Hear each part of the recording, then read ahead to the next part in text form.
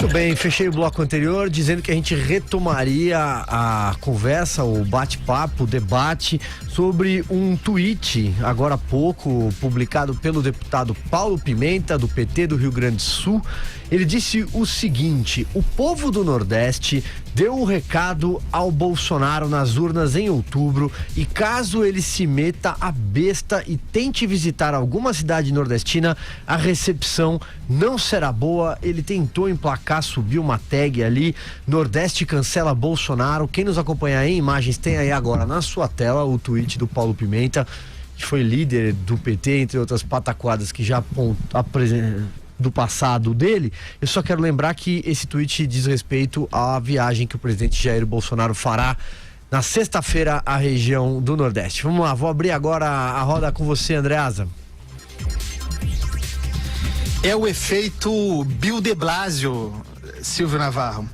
Tá na moda agora, político, porque eleito, e no caso do Paulo Pimenta, ele não tem nada a ver com o Nordeste, né? É um deputado medíocre, péssimo, realmente, francamente irresponsável, do Rio Grande do Sul, mas que é sob essa lógica de privatização do eleitorado, né?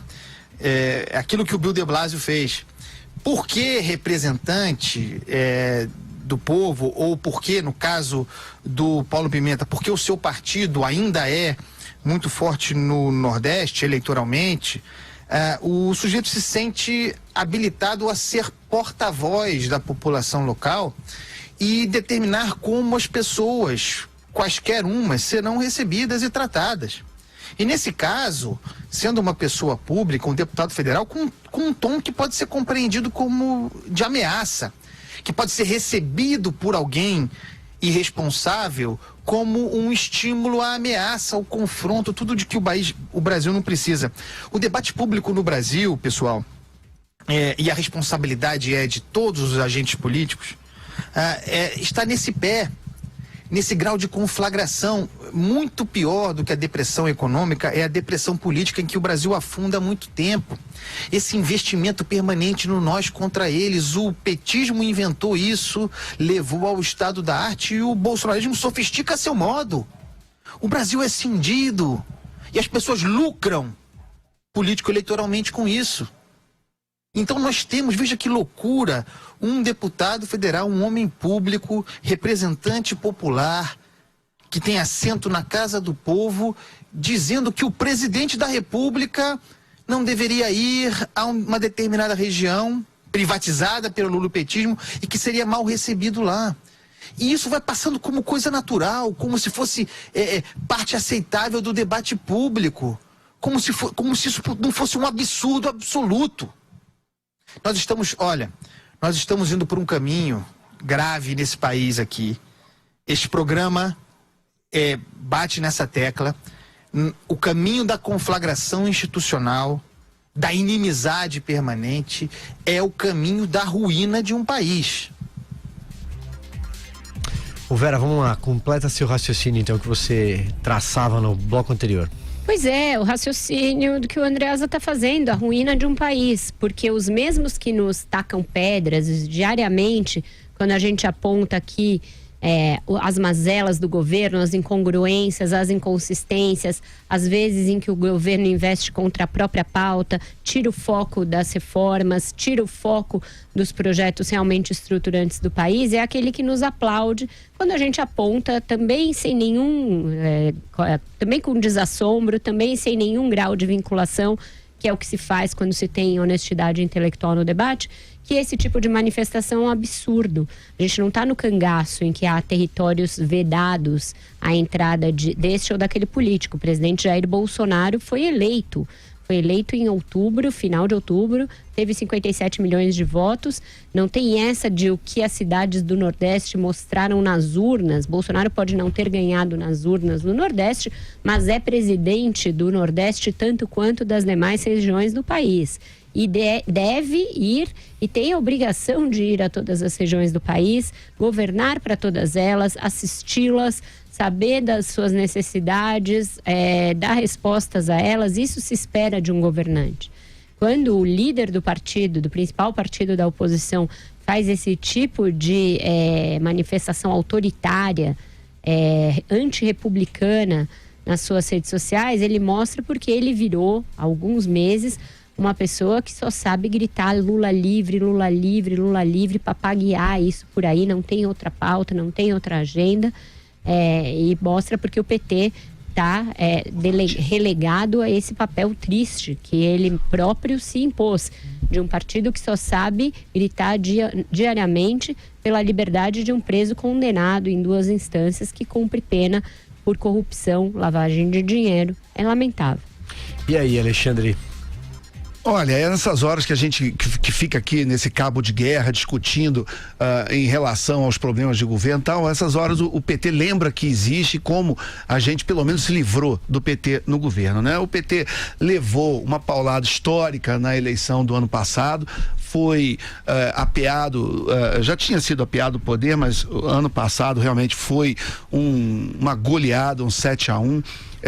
Apesar de ainda ter uma bancada grande de deputados federais, mas teve uma votação realmente para um partido que ganhou 4 eleições presidenciais seguidas, ficou nas cordas. A oposição estava caída, estava no chão, tenta inventar ou fabricar um discurso aqui ou ali, mas esse tipo de colocação do Paulo Pimenta, por incrível que pareça, cai no colo e é um presente para uma ala mais radical que apoia o governo, porque você tem de todos os lados gente que adora esse tribalismo, essa gritaria, esse rompimento, essa história de que um querer deslegitimar o outro.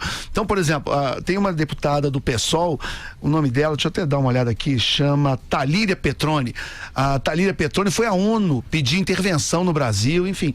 Então, esse tipo de reação porque em nível local essas coisas acontecem aqui em São Paulo mesmo, acho que o paulistano lembra bem, por exemplo, tem aqui na região sul, que era considerado, por exemplo, o João Dória teve o governador João Dória teve uma vitória muito expressiva para prefeito em 2016, mas ele só perdeu na região sul, ali a região de Parelheiros, que é uma região que é considerada ali um protetorado, e ali só entra quem uma determinada família quer, enfim, e ganhou a Marta Suplicy, que tem relações com essa família. Então, esse tipo de coisa a gente vê no nível local, acontece aqui e ali. É claro que isso é abjeto, é deplorável, mas enfim, até acontece. Agora, quando a coisa chega no nível federal, quer dizer, você tem deputados conclamando aqui, o presidente da República eleito não pode entrar, quer dizer, pelo amor de Deus, quer dizer, aonde que se quer chegar com isso? Atiçar, quando se, de certa forma, um reconhecimento tácito de falta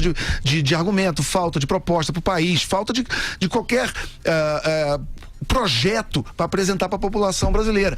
Então, o que sobra? Sobra gritaria, sobra divisionismo, sobra essa coisa tribal de nós contra eles, esse fla-flu, esse vamos dividir, eu sou boi garantido, você é boi caprichoso, e se você não é da minha cor, você não é azul, eu sou vermelho, eu não falo com você, e você é feio, chato, ladrão, e a gente não conversa. Então, isso só joga o nível da política brasileira pro chão, para baixo.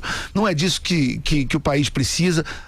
A gente está sempre batendo nessa tecla, é um país que está numa crise econômica profunda, todos os indicadores mostram isso, e o ministro da Economia, repetidamente, Paulo Guedes, diz isso, que estamos no fundo do poço, nós estamos numa situação limite fiscal, as previsões do PIB são terríveis, o desemprego continua alto. Então, enfim, vamos parar de brincadeira, vamos parar desse tipo de primarismo, e de novo, você não precisa apoiar, concordar com toda ou em parte com a pauta do governo, mas algumas pautas transcendem esse jogo, e as principais reformas que o país precisa deveriam transcender e gerar um tipo de união nacional acima desse tipo de briga ridícula, atrasada, idiota, e nos lembra como uma parte da oposição e uma parte do PT joga mesmo contra o país.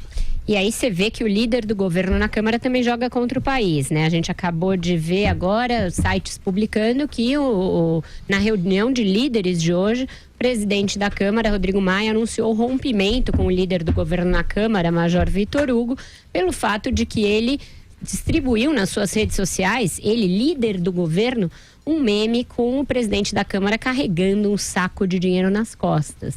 Isso, se não é coisa de moleque, se não é molecagem de alguém que está vendo o acirramento que as coisas estão tomando e ainda age dessa maneira, ele andou reclamando que achou que a gente foi muito duro com ele na semana passada. Eu o procurei para conversar, não me retornou no primeiro momento, não retornou depois. Líder, lamentável, né? Lamentável. Depois pedem a sua cabeça, inclusive dentro do governo, e o senhor se faz de vítima. Isso não é papel nem de homem, nem de deputado, né? Isso tá errado desde o dia 1, né? Porque não devia nunca ter sido indicado para esse cargo. Andreasa, você tem um comentário a fazer, mas tem que ser no pique. Vamos lá. Mas é isso.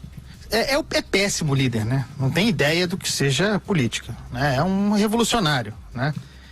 Mas o que eu ia dizer é o seguinte: corroboro o que nós estamos falando aqui, é mais um gancho, esse afastamento provocado pelo próprio líder do governo, é mais um gancho para que o Congresso tome agenda própria, se desvincule do governo Bolsonaro. É consistente com o que nós estamos dizendo aqui, é consistente com a ideia de uma tentativa de encaixar parlamentarismo informal. O governo está dando independência, até elogiável, a um poder da República. Continue assim, quem sabe a gente chega a uma república.